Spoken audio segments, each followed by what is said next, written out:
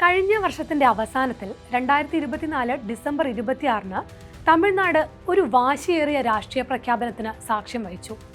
സ്റ്റാലിന്റെ നേതൃത്വത്തിലുള്ള DMK സർക്കാരിനെ താഴെയിറക്കാതെ ഇനി മുതൽ ഞാൻ ചെരുപ്പിടില്ലെന്നായിരുന്നു ഒരു നേതാവിന്റെ പ്രഖ്യാപനം. മഹേഷിന്റെ പ്രതികാരത്തിലെ മഹേഷിന്റെ ശബ്ദത്തെ പോലെ വലിയ വെല്ലുവിളി നടത്തിയ ആ ആൾ അത്ര ചില്ലറക്കാരനായിരുന്നില്ല. തമിഴ്നാട്ടിലെ BJPയുടെ സംസ്ഥാന അധ്യക്ഷനായ K. അണ്ണാമലയായിരുന്നു അത്. മാധ്യമങ്ങളിൽ വലിയ വാർത്തയായി. തമിഴ്നാട് രാഷ്ട്രീയത്തിൽ പൊതുവെ സ്വാധീനമില്ലാതിരുന്ന BJPക്ക് മോശമല്ലാത്ത നേട്ടങ്ങൾ ഉണ്ടാക്കിയ നേതാവാണ്. ഇത്ര വലിയൊരു വെല്ലുവിളി പരസ്യമായി ഉയർത്തണമെങ്കിൽ അയാൾ മുന്നിൽ ചിലത് കണ്ടു കാണും. അണ്ണാമലയുടെ വരുംകാല ആക്ഷൻ പ്ലാനുകൾക്ക് സാക്ഷ്യം വഹിക്കാനായി തമിഴ് രാഷ്ട്രീയ ലോകം കാത്തിരുന്നു. അങ്ങനെ 4 മാസങ്ങൾ പിന്നിട്ടു. അണ്ണാമല ഇതാ ചെരുപ്പിട്ടിരിക്കുന്നു. ശപഥം പ്രകാരം DMK സർക്കാർ താഴെ വീണിരിക്കണം. എന്നാൽ സ്റ്റാലിനും പാർട്ടിക്കും ഒരു കുലുക്കവും ഉണ്ടായിട്ടില്ല. വീണതാകട്ടെ ശപഥം ചെയ്ത അണ്ണാമല തന്നെ. അണ്ണാമലയ്ക്ക് കയ്യിലുണ്ടായിരുന്ന അധ്യക്ഷ സ്ഥാനം നഷ്ടപ്പെട്ടത് മാത്രമാണ് സംഭവിച്ചത്.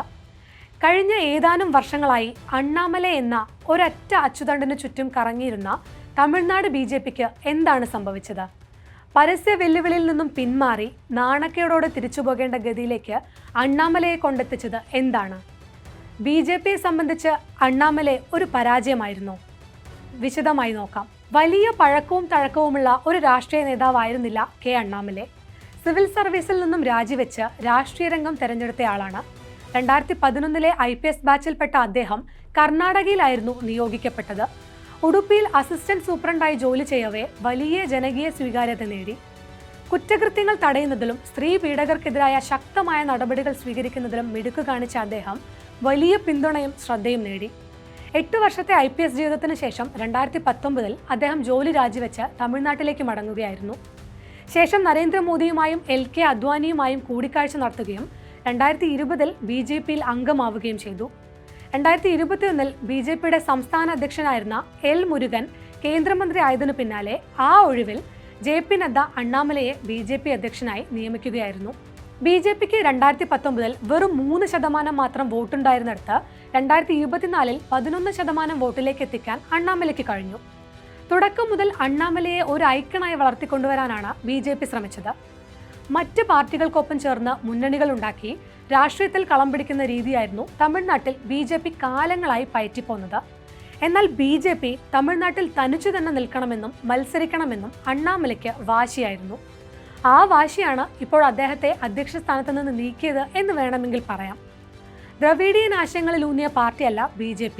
അതുകൊണ്ട് തന്നെ തമിഴ്നാട്ടിൽ അവർക്ക് വേരുറപ്പിക്കുക എന്നത് വലിയ പ്രയാസമാണ്.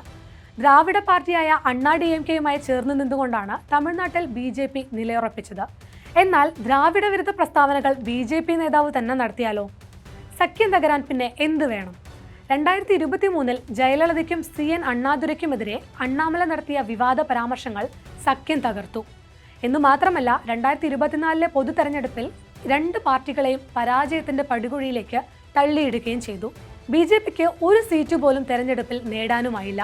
നിലവിൽ അണ്ണാ DMK നയിക്കാൻ നേതൃത്വമില്ലാതെ തെരഞ്ഞെടുപ്പ് തോൽവികളിൽ വലഞ്ഞിരിക്കുന്ന ഒരു പാർട്ടിയാണ്.